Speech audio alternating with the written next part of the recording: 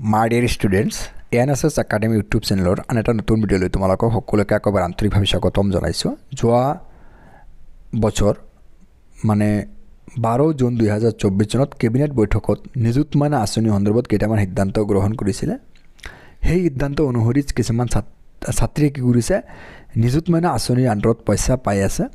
So নিযুতমাইনা আঁচনিৰ আণ্ডাৰত পইচা পাই থকা সকলে এতিয়া আৰু এটা কাম কৰিব লাগিব আৰু এইবাৰ নিযুতমাইনা আঁচনি স্কিমৰ আণ্ডাৰত পইচা পাবলৈ হলে কি কি কৰিব লাগিব এই কথাখিনি আলোচনা কৰিম। তো ইয়াতে প্ৰথমতে এই নিযুতমাইনা আঁচনিৰ আণ্ডাৰত কি কথা উল্লেখ আছিল সেই কথাখিনি আগত তোমালোকৰ লগত বিতংভাৱে আলোচনা কৰি ল'ম আৰু বাকি কথাখিনি মই মোৰ ভিডিঅ'ৰ শেষত আলোচনা কৰিম। আৰু তোমালোকে যদি মোৰ চেনেল নতুনকৈ আহিছা মোৰ চেনেলটো সাবস্ক্ৰাইব কৰি কাষতে থকা বেল আইকনটো প্ৰেছ কৰি থবলৈ নাপাহৰিবা। ইয়াতে কৈছে মুখ্যমন্ত্ৰী নিযুতমাইনা আঁচনিৰ জৰিয়তে ছাত্ৰী শক্তি সবলীকৰণ। তো ইয়াতে প্ৰথম পইণ্টটো আছে উচ্চ শিক্ষাত ছোৱালী শিক্ষাৰ্থীৰ নামভৰ্তি বৃদ্ধিৰ বাবে মুখ্যমন্ত্ৰী নিযুতমাইনা আঁচনিৰ অধীনত ছোৱালী শিক্ষাৰ্থীক নামভৰ্তি সাহায্য হিচাপে আৰ্থিক সহায় আগবঢ়োৱাত অনুমোদন। ছাত্ৰীসকলক ছোৱালী শিক্ষাৰ্থী যিবিলাক আছে মানে ছাত্ৰীসকলক নামভৰ্তিৰ সাহায্য হিচাপে আৰ্থিক সহযোগিতা আগবঢ়োৱাটো নিযুতমাইনা আঁচনি এটা মূল উদ্দেশ্য আছিলে। এতিয়া 2 নম্বৰ পইণ্টত কোৱা হৈছে যে উচ্চতৰ মাধ্যমিক স্নাতক আৰু স্নাতকোত্তৰ প্ৰথম বৰ্ষত নামভৰ্তি কৰা চৰকাৰী আৰু ভেঞ্চাৰ শিক্ষানুষ্ঠানৰ ছাত্ৰীসকল পৰিয়ালৰ যিকোনো অৰ্থনৈতিক স্থিতি নিৰ্বিশেষে বৰ্তমানে এই আঁচনিৰ বাবে যোগ্য হ'ব। মানে উচ্চতৰ মাধ্যমিক হওক স্নাতক হওক বা স্নাতকোত্তৰ প্ৰথম বৰ্ষত যিবোৰ ছাত্ৰীয়ে চৰকাৰী আৰু ভেঞ্চাৰ শিক্ষানুষ্ঠান যিবিলাকে নামভৰ্তি কৰি পঢ়ি আছে তেখেতসকলৰ ফেমিলি বেকগ্ৰাউণ্ড নাচাব, ধনী হওক বা দুখীয়া হওক এই আঁচনিৰ বাবে যোগ্য হ'ব। অকল ইয়াতে কিন্তু পাৰ্চেণ্টেজৰো কোনো কথা নাই, ছাত্ৰীসকলৰ কিমান পাৰ্চেণ্টেজ লাগিব পাৰ্চেণ্টেজৰো কোনো কথা নাই, অকল নামভৰ্তি কৰি যদি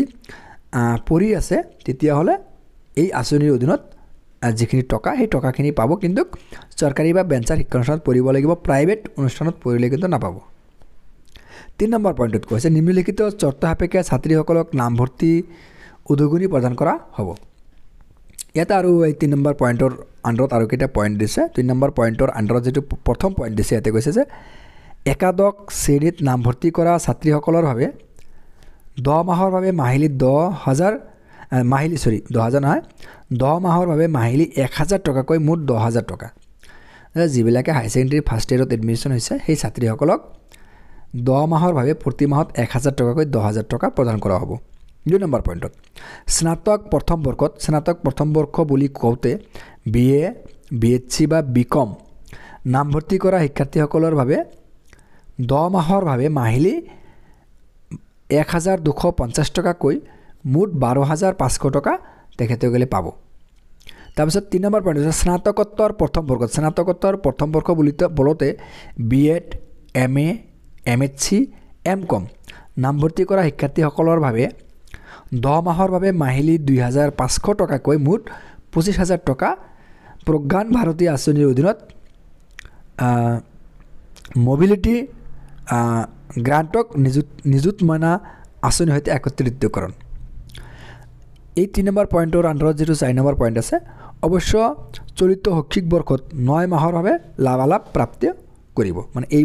বছৰ মানে যোৱা বছৰৰ কথাটো আছিলে, যোৱা বছৰ 9 মাহৰ কাৰণে পাইছিল, কিন্তু এইবাৰৰ পৰা কিন্তু 10 মাহৰে পাব। ঠিক আছে। চ' দ্বিতীয় বছৰৰ পৰা কোনো আবেদন দাখিল কৰাৰ প্ৰয়োজন নাই। আঁচনিৰ লাভালাভ প্ৰাপ্তিৰ বাবে শিক্ষানুষ্ঠানৰ মুৰব্বীৰ পৰা শিক্ষানুষ্ঠানত শিক্ষাৰ্থীগৰাকীৰ ধাৰাবাহিকতা প্ৰমাণিত কৰা এখন প্ৰমাণপত্ৰই পৰ্যাপ্ত হ'ব। মানে এই যিটো লাষ্ট যিটো পইণ্ট আছে 4 নম্বৰ পইণ্ট, এই পইণ্টটোত ওপৰত ভিত্তি কৰি আমি কিছুমান কথা আলোচনা কৰিম যে এই পইণ্টত কোৱা হৈছে যে কোনো ধৰণৰ আকৌ মানে এপ্লাই কৰাৰ দৰকাৰ নাই, অকল শিক্ষানুষ্ঠানৰ মুৰব্বীৰ পৰা যে ছাত্ৰীজনে যে পঢ়ি আছে তাৰ ধাৰাবাহিকতা প্ৰমাণ কৰা এটা প্ৰমাণপত্ৰই ইয়াৰ কাৰণে যথেষ্ট হ'ব। কিন্তু যোৱাকালি দ্য চিফ মিনিষ্টাৰ আছামৰ যি টুইটাৰ হেণ্ডেল আছে সেই টুইটাৰ হেণ্ডেল এটা টুইট কৰিছে, সেই টুইটটো দেখাই ল'ম। ইয়াতে চিফ মিনিষ্টাৰ আছাম যোৱাকালি যিটো টুইট কৰিছে এই টুইটত কিন্তু ইয়াতে ধুনীয়াকৈ কোৱা হৈছে এটা মানে লাইনত যে all students under Nijut Moina need to reapply. তো মানে যোৱাবাৰ যিবিলাকে নিযুতমাইনা স্কিমৰ আণ্ডাৰত হায়াৰ ছেকেণ্ডেৰীত পঢ়ি থকা ছাত্ৰীসকলে 1000 টকা, ডিগ্ৰীত পঢ়ি থকা ছাত্ৰীসকলে 1250 টকা আৰু ডিগ্ৰীৰ ওপৰত মানে MA MSc MCom বা BEd পঢ়ি থকা ছাত্ৰীসকলে কিন্তু 2500 টকা 2500 টকাকৈ পাই আছিল সেইবোৰ ছাত্ৰীয়ে এইবাৰ কি কৰিব লাগিব সেই টকাখিনি পাবৰ কাৰণে ৰিএপ্লাই কৰিব লাগিব বুলি এইটো টুইট যোৱাকালি কৰিছে সো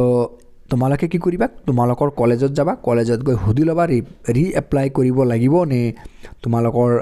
কিবা কৰিব লাগিব যদি ৰিএপ্লাই কৰিব লাগে ৰিএপ্লাইটো কৰিব লাগিব বুলি ইয়াতে কৈছে ৰিএপ্লাই কৰিব লাগিব কিন্তু ৰিএপ্লাইটো কি বেচিছত কৰিব লাগিব কলেজত গৈ এবাৰ খবৰ কৰিবা আৰু যদি ইয়াৰ ওপৰত নেক্সট কোনো ধৰণৰ আপডেট আহে মই আপডেটখিনি তোমালোকক দিম সেই কাৰণে তোমালোকে মোৰ চেনেলটো সাবস্ক্ৰাইব কৰি থবা এতিয়া এইবাৰ ফ্ৰেছ যিবিলাকে নিযুতমানা আঁচনিৰ আণ্ডাৰত যিবিলাকে হাই ছেকেণ্ডাৰী ফাৰ্ষ্ট ইয়াৰত পঢ়ি আছে তেখেতসকলৰ কাৰণে এই ছাত্ৰীসকলৰ কাৰণে নিযুতমানা আঁচনিৰ আণ্ডাৰত যেতিয়া এপ্লাই কৰাৰ সময় আহিব মই সময়খিনি জনাম আৰু এপ্লাই কৰিবৰ কাৰণে যিখিনি ডকুমেণ্টছ লাগিব কি ডকুমেণ্টছ লাগিব ইয়াতে ধুনীয়াকৈ মই দি দিছোঁ আধাৰ কাৰ্ড লাগিব ইমেইল আইডি লাগিব মোবাইল নাম্বাৰ লাগিব ইলেক্ট্ৰিচিটি বিল লাগিব এড্ৰেছ প্ৰুফ লাগিব পান কাৰ্ড লাগিব আৰু পাছপৰ্ট সাইজ ফটো এটা লাগিব যিবিলাক ছাত্ৰীয়ে নতুনকৈ এপ্লাই কৰিব বিচাৰে তেখেতসকলৰ কাৰণে ৰিএপ্লাই কৰিবৰ কাৰণে কোনো ডকুমেণ্টছ নালাগে বুলি মই কৈছোঁ যিবিলাক ছাত্ৰী আগতীয়াকৈ নিযুতমানা স্কিমৰ আণ্ডাৰত পইচাখিনি পাই আছে তেখেতসকলে ৰিএপ্লাই কৰিব লাগে তেখেতসকলৰ এই ডকুমেণ্টছখিনি লাগিব নে নাই মই নাজানো হয়তো নালাগিব ডকুমেণ্টছখিনি কিন্তু নতুনকৈ এপ্লাই কৰিবৰ কাৰণে এই ডকুমেণ্টছখিনি তোমালোকে সাজু কৰি ৰখা কাৰণ ইয়াতে ছাত্ৰীসকলে পাব নিযুতমানা আঁচনিৰ আণ্ডাৰত পইচাখিনি ইয়াতে কোনো ধৰণৰ পাৰ্চেণ্টেজৰ কোনো কথা নাই অকল মেট্ৰিক পাছ কৰি হাই ছেকেণ্ডাৰী ফাৰ্ষ্ট ইয়াৰত নাম লগালে যদি এপ্লাই কৰিবৰ কাৰণে যদি তোমালোকক নোটিফিকেশ্যন আহে তোমালোকে এপ্লাই কৰিলে টকাখিনি পাই থাকিবা তো ইয়াৰ কাৰণে এলিজিবল ক্ৰাইটেৰিয়াটো কি আছে ছাত্ৰীজন অসমৰ হ'ব লাগিব সেই ছাত্ৰীজন মানে ছাত্ৰীজনটো এনে একচুৱেলি কি হ'ব লাগিব আনমেৰিড হ'ব লাগিব যাতে বিবাহিত নহয় বা চৰকাৰী বিদ্যালয়ত পঢ়িলেহে এই যেটো সুবিধাখিনি পাব আৰু এই আঁচনিটো কাৰ্যকৰী হৈছিল জুন মাহৰ 12 তাৰিখ 2024 চনত পৰা কাৰ্যকৰী হৈছে আৰু এই আঁচনিটো প্ৰথম এনাউন্সমেন্ট কৰা হয় ফেব্ৰুৱাৰী মাহৰ 12 তাৰিখ 2024 চনৰ ফেব্ৰুৱাৰী 12 তাৰিখে এইটো কৰা হয় সো এই নিযুতমানা আঁচনিৰ আণ্ডাৰত তোমালোকে সকলোৱে যি সুবিধা যি মান্থলি যিখিনি পইচাখিনি পাবা গতিকে তোমালোকে এপ্লাই কৰিবৰ কাৰণে মই যিখিনি ডকুমেণ্টছ ইয়াতে দেখাইছোঁ ডকুমেণ্টছখিনি তোমালোকে ৰেডি কৰি ৰখা সো ভিডিঅ'টো সম্পূৰ্ণ চোৱাৰ বাবে সকলোকে ধন্যবাদ জ্ঞাপন কৰিছোঁ